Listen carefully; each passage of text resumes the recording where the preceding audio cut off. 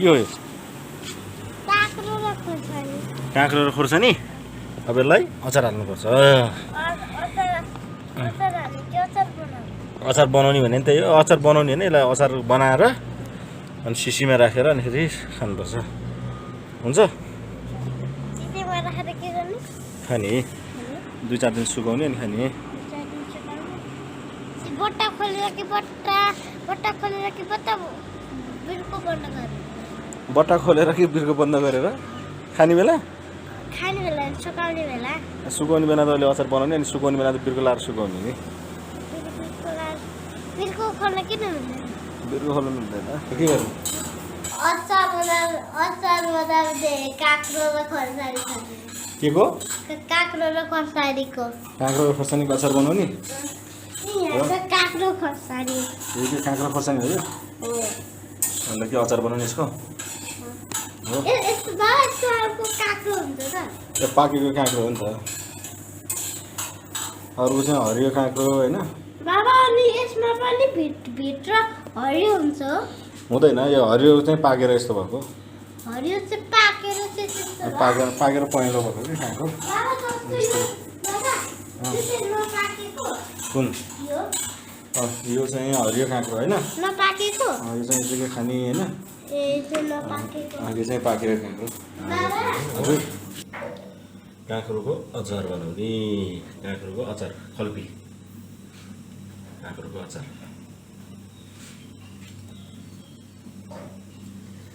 काटेर बोलाउँदै काम अचार बनाउने यो सिजनको पहिलो काँक्रो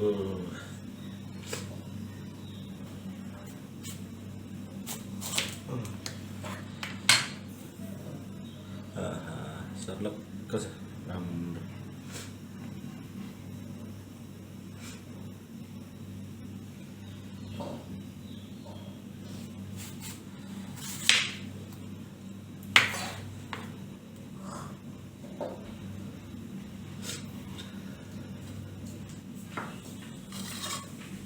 दुईटा काँक्रो छ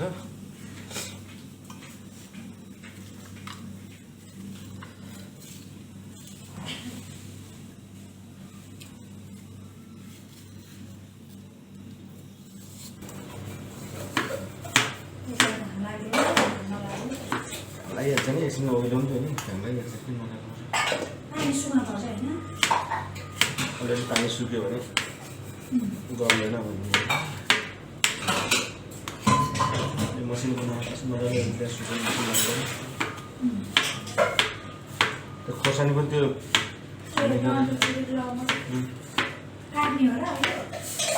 काट्ने होइन त्यसलाई पखाल्नु पर्यो त्यसलाई त्यो गाली आएको पनि दिन्छ यो अलिअलि चटला हुन्छ गाली आएको कम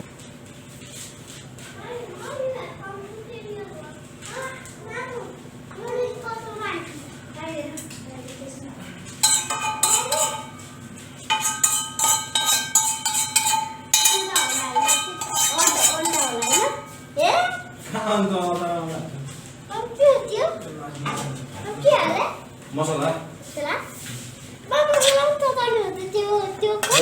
अचारको मसला यो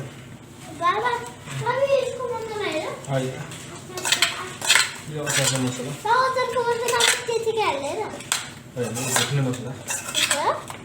भुटेर हाल्ने मसला स्वाद भयो नि त होइन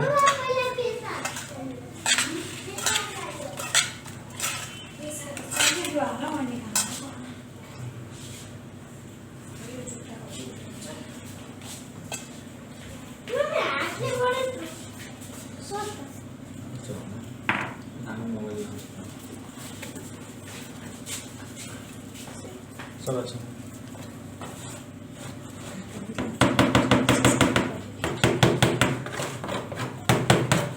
Sampai pasar dulu. Bawa lagi dek. Kita kasih kamu semua.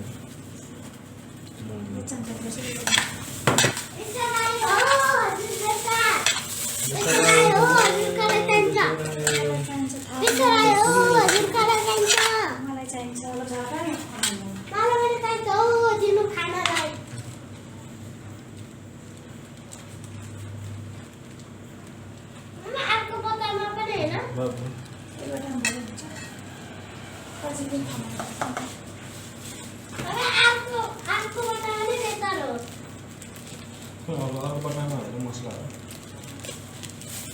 बाबु नुन पनि हाल्नु नुन नहाल्ने नुन हाल्ने तेल हाल्नु पर्यो तेल तपाईको बाबाले तेल पर्ने उजीको तेल हाल्नुपर्छ नि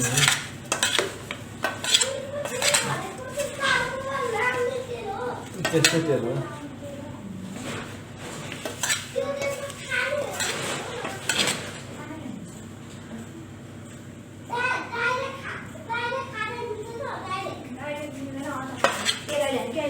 तेलमा हाल्नु बिर्को पत्ता ल अचार अब रेडी भयो बट्टामा अब दादा एकछिन राखेर नुन हालिसकेँ नि सबै हालिसकेँ मैले अब एकछिन राख्ने यत्तिकै बाबु अहिले खानु अब यो कहाँ अहिले खान्छ 2-4 दिनपछि खाने हो अहिले यत्तिकै राख्ने एकछिन अनि एकछिन पछि बट्टामा हाल्ने किन अहिले नै बटामा हुन्छ एकछिन त्यो रस पुस्नु पऱ्यो नि त रस जानु पर्यो त्यसमा रस छेर्छ नि बट्टामा हाल्ने अनि खाने तेलको रस हो तेलको मसलाको सबैको